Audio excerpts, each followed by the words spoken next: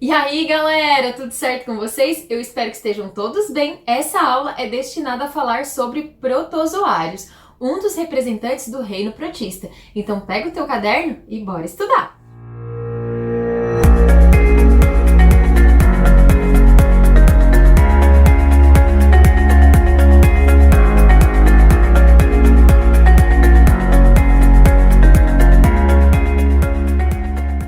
O reino protista ele é composto por representantes que têm como principal característica o fato de ser eucarionte, ao mesmo tempo que ele é unicelular.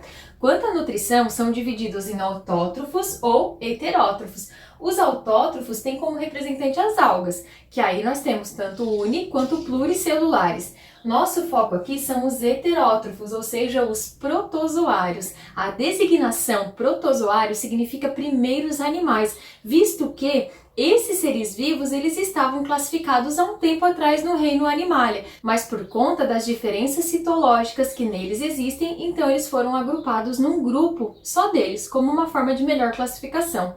A classificação dentro do reino protista ainda gera muitas controvérsias, inclusive naquilo que a gente entende como os filos. Mas a gente vai estudar hoje as principais características, as principais classificações, assim como as principais doenças que são causadas por alguns representantes desse reino. Então, olha só, os protozoários, eles podem possuir vida livre, eles podem formar colônias, ou eles podem ainda ser simbiontes, viver associado a outros seres vivos. Essa associação com outros seres vivos, elas podem ser benéficas por comensalismo, quando esse protozoário se alimenta de restos alimentares de outro ser vivo, como é o caso da Entamoeba coli que vive no nosso intestino. Pode ser ainda uma relação de ajuda mútua, de mutualismo, como é o caso, por exemplo, do triconinfa, protozoário que vive na saliva de cupins e que é responsável pela digestão da celulose. Ao mesmo tempo que ele digere a celulose que ajuda o cupim também cria um ambiente de abrigo e proteção para aquele protozoário ali, além de fornecimento do seu nutriente. E a gente tem ainda os parasitas, que são aqueles protozoários que têm uma relação desarmônica, que ele causa dano no seu hospedeiro.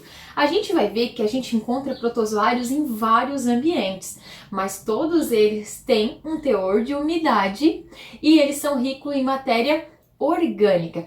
Vamos pensar em como que a gente pode classificar os protozoários. Eles são classificados conforme a sua estrutura de locomoção, que também serve como captura de alimento. Aí a gente tem os rizópodes, também conhecido como sarcodinos, que tem como principal representante as amebas. A gente tem os flagelados, também conhecido como mastigópora, e a gente tem aí como estrutura de locomoção os flagelos, e os principais representantes é o triconinfa, os tripanossomas. A gente tem ainda os ciliados, que a gente tem como principal representante o paramécium, e os esporófitos, ou ainda apicomplexos, que são aqueles que não possuem estrutura de locomoção. Vamos falar um pouquinho sobre os rizópodes. Os rizópodes, eles possuem como estrutura de locomoção e captura de alimento pseudópodes. O que significa pseudópodes? Significa falsos pés. O que são pseudópodes? Eles são extensões da membrana celular que acontece conforme a necessidade de locomoção e captura de alimento. Essa captura de alimento ela vai acontecer por fagocitose, ou seja, englobamento de partícula. Como na maioria das vezes essa partícula ela é sólida, esse tipo de fagocitose se chama endocitose. Como a gente está verificando aqui nessa região, eu tenho extensões celulares acontecendo, processo de invaginação, e aqui eu tenho um englobamento de uma partícula sólida, fagocitose, do tipo endocitose. Então, tem outra coisa muito interessante também, quando a gente fala em protozoários, não só do tipo rizópodes, mas outros também, que vivem em água doce. É um fator que a gente conhece como osmorregulação. Quando um protozoário ele vive no meio de água doce, ele tem o corpo, a estrutura corporal dele, hipertônica com relação ao meio. E a gente, quando estuda transporte entre membrana plasmática, a gente sabe que acontece transporte de água sempre do meio menos para o meio mais, por um processo que a gente chama de osmose. Então, protozoários que vivem em água doce, eles recebem muita água. E para não estourar, para essa célula não ter um super inchaço e se romper, esses protozoários eles possuem uma organela chamada de vacúolo contrátil ou vacúolo pulsátil, que tem a finalidade de expulsar a água que está em excesso. Como que esses protozoários se reproduzem? A maioria dos protozoários se reproduzem de forma assexuada, por bipartição ou cisciparidade, que é quando uma célula dá origem a duas células iguais a ela e nesse caso não tem variabilidade genética. Alguns protozoários eles passam por fases diferentes, como a ameba, por exemplo, que ela pode passar por um formato de cisto, ela pode ter um formato ainda de trofozoito. É importante a gente pensar que a maioria das amebas elas possuem vida livre, mas a gente tem aí uma ameba que causa bastante chateação no ser humano, que é a entamoeba histolítica, responsável pela amebíase. Como que a pessoa contrai essa doença? Ingerindo alimentos que estão contaminados. Quais são os sintomas? O sintoma é desinteria, diarreia com muco e sangue, porque esse protozoário ele se aloja no intestino grosso e ele causa o rompimento de vasos nesse local. Qual é a profilaxia, a forma de prevenção dessa doença? Saneamento básico e a higiene. A gente tem aqui os flagelados. Os flagelados, a gente tem aí um protozoário que é o triconinfa, que vive de forma mútua na saliva dos cupins, que não causa mal nenhum, mas em compensação, parasitas, a gente tem bastante exemplares. Vamos começar falando do Trypanosoma cruzi, causador da doença de Chagas ou mal de Chagas. Esse protozoário, ele é encontrado no sangue de alguns animais que servem como reservatório natural. Que animais são esses? Tatus, tamanduás, morcegos. Só que esse protozoário, ele não causa nenhum mal nesses animais, ele só serve mesmo como um reservatório para que ele ali possa se reproduzir e aumentar em quantidade. O que acontece? Existe um inseto chamado de percevejo, ou conhecido como barbeiro, chupança, enfim, depende da região do Brasil, ele vai ter diferentes nomes, mas a gente conhece principalmente como barbeiro. O barbeiro é um animal que ele tem como habitat casas de barro, de pau a pique, de sapê, entulhos de madeira, baús, enfim, esse é o local onde ele vive. E a forma de alimentação, ele é um hematófago, ele se alimenta de sangue. E ele se alimenta do sangue desses animais que servem como reservatório do Trypanosoma cruzi. Quando o barbeiro suga o sangue desses animais, ele adquire o Trypanosoma cruzi, só que não causa mal nenhum para ele, só fica no organismo dele, então ele serve apenas como um hospedeiro intermediário. O que acontece? Quando ele pica um humano, normalmente à noite ele também defeca. Como assim, professora? Ao mesmo tempo que ele pica, ele faz cocô. No cocô dele tem Trypanosoma cruzi. E aí o que acontece? Como é à noite, a pessoa está dormindo, ela vai coçar.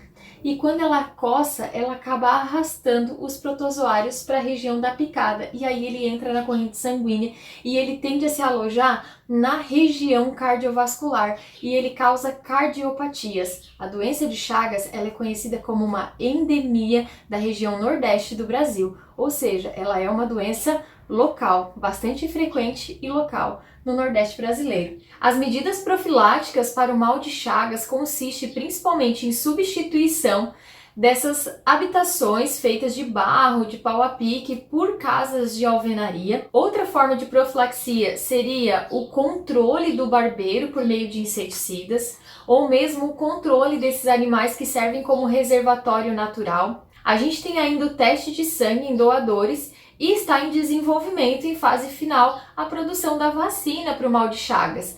Outra doença causada por um flagelado é a leishmaniose, conhecido como úlcera de Bauru. A leishmaniose é causada por um protozoário conhecido como Leishmania brasiliensis e ela é causada pela picada do mosquito fêmea Phlebotomus. também conhecido como flebotomídeos. Então, o que acontece? A mosquita, ela vai servir como hospedeiro intermediário. Já o homem vai servir como um hospedeiro definitivo.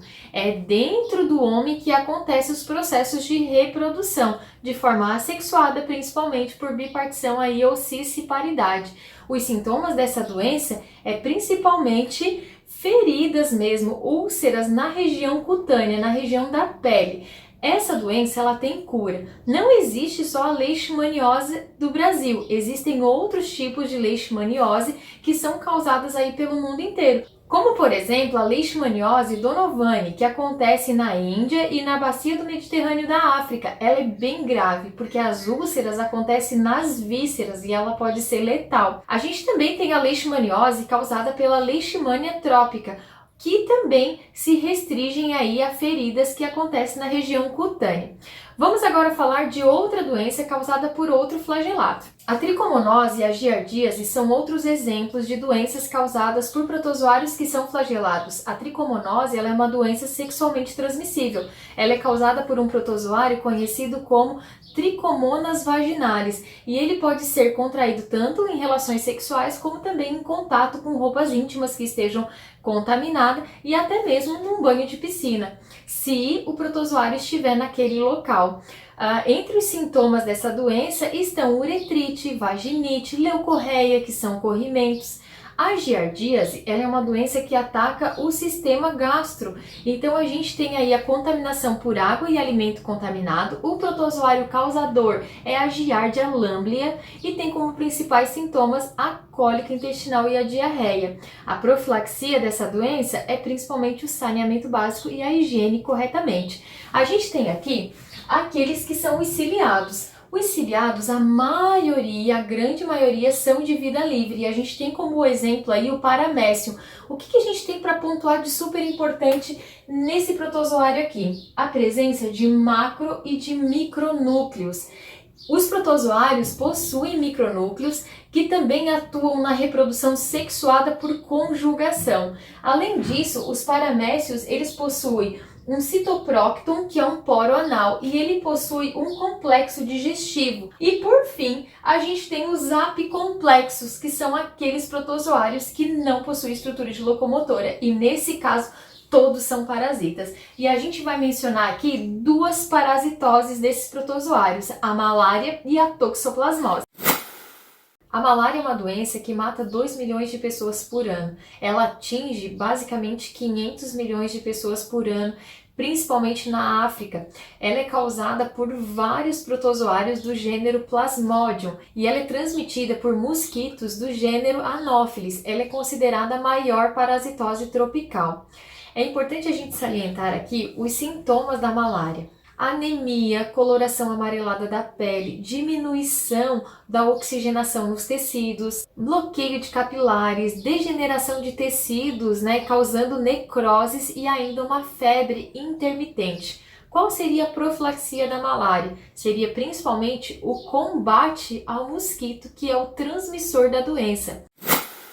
A toxoplasmose é uma doença que tem como causador o Toxoplasma gondii e ela está presente na fezes de gatos e felinos. Ela é transmitida principalmente pelo consumo aí de alimentos, de água que estejam contaminados pelo contato com as fezes do gato. A toxoplasmose é uma doença também considerada congênita, ou seja, ela é passada via placentária, uma transmissão que a gente chama de vertical. Os sintomas da toxoplasmose variam muito de pessoa para pessoa. Se essa pessoa estiver com uma imunidade boa, ela vai ter um inchaço dos linfônodos que combatem esse agente agressor. Então vai ter o surgimento de algumas ínguas.